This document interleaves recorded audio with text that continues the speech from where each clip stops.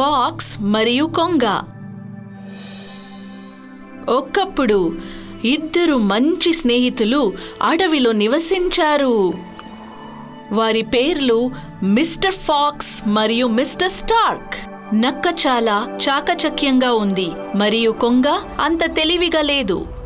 ఒకరోజు ఫాక్స్ కొంగను విందుకు ఆహ్వానించింది. మేము ఎప్పుడూ ఒకరినొకరు విందుకు ఆహ్వానించుకోలేదు.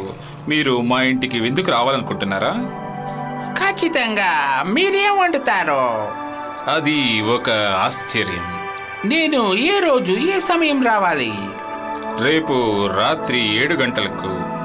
చాలా మంచిది, రేపు కలుద్దాం. సరే, అయితే రేపు సమయానికి రండి. అలాగే, వస్తా. మరుసటి రోజు కొంగ ఫాక్స్ ఇంటికి సమయానికి వచ్చింది. హలో, వచ్చి కూర్చోండి, మీ విందు సిద్ధంగా ఉంది. చెప్పండి, ఏం వండారు? నేను రుచికరమైన సూప్ వండాను. మీకు ఖచ్చితంగా నచ్చుతుందనుకుంటున్నాను. కాని కొంగ టేబుల్ వద్ద కూర్చున్నప్పుడు ఫాక్స్ చాలా నిస్సరమైన వంటకంలో సూప్ వడ్డించింది. ఏమైంది? ఇది నా పొడవైన బిల్లుతో తినలేను. నిజంగానా? కనీసం మీ పొడవైన విల్లు చివరన తడుపువచ్చు కదా, ఏమంటారు?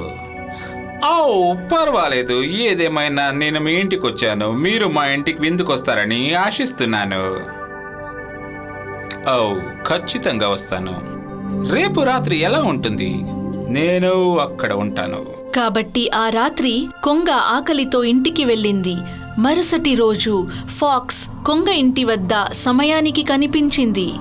లోపలికి రా మిత్రమా, నేను నీకోసమే ఎదురు చూస్తున్నాను. మీరు ఏమి వండారు? మీరు నా ప్రత్యేకమైన హోస్ట్ కాబట్టి నీకు ఇష్టమైన ఆహారాన్ని వండాను. ఒక రుచికరమైన సూప్. నిజంగానా? ఖచ్చితంగా, వచ్చి కూర్చోండి, మీ విందు వడ్డిస్తాను. కాని ఫాక్స్ చాలా పొడవైన మేడగల కూజలో ఇరుకైన నోటితో వడ్డిస్తుంటే చూసి ఆశ్చర్యపడుతుంది. సూపు నిజంగా రుచికరంగా కనిపిస్తుంది. కానీ మిత్రమా, నేను కూజాలో నా ముక్కు పెట్టలేను. నిజంగానా? కనీసం మీరు కూజా చిరున నాకి వెళ్ళొచ్చు, ఏమంటారు? ఇప్పుడు కొంగ ఈ ప్రవర్తనతో నక్క చాలా కోపంగా ఉంది. కాని చాకచక్యంగా అతను ప్రశాంతంగా ఉండి అతనికి మంచి పాఠం నేర్పించాలని నిర్ణయించుకుంది. మేము మళ్ళీ ప్రారంభించవచ్చు. రేపు రాత్రి మీరు మా ఇంటికి విందుకు వస్తారా, ఏమంటారు? నేను అక్కడ ఉంటాను.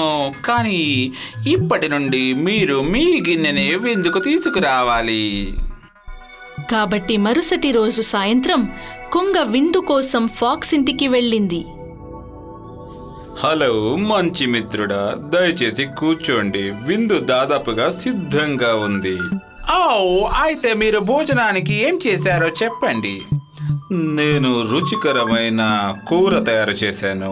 కానీ కేవలం ఒక పదార్థం లేదు, కొంగ. కానీ నేను ఒక కొంగ. నాకు తెలుసు. ఆపై ఫాక్స్ ఇంటి నుండి కొండపై నుండి కొంగను వెంబడించింది. చివరకు అతన్ని పట్టుకుని వరకు చాలా మైళ్ళ వరకు ఫాక్స్ కొంగను వెంబడించాడు. సుదీర్ఘమైన చేజ్. నక్క తన నోటిలో ఇకలతో తిరిగి తన ఇంటికి వచ్చి టేబుల్ దగ్గర కూర్చుని ఓపెన్ రుమాలు వణుకుతూ తన వంకటం తినడం ప్రారంభిస్తుంది. అతను తన రుచికరమైన కొంగ కూరను ఆస్వాదిస్తుంది. కాబట్టి నా స్నేహితులారా, పాఠం నేర్చుకోండి.